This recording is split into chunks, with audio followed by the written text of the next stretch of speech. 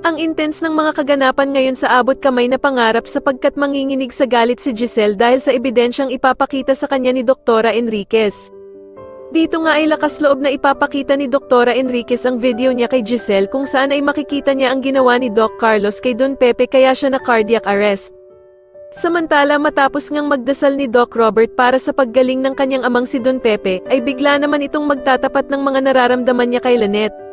Kaya naman ay ko-comfort siya ni Lynette at yayakapin niya nga si Doc Robert at sasabihin niya na kapag nagising na daw si Don Pepe, ay siguradong magiging proud ito sa kanya.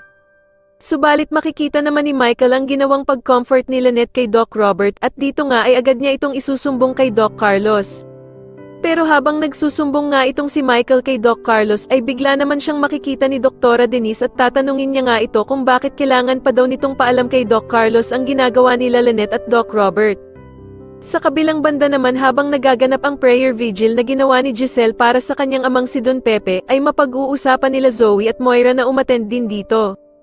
Dito nga magugulat sila Annalyn dahil sa a-attend si Zoe na nakaitim na damit dahil para nga daw itong a-attend ng patay.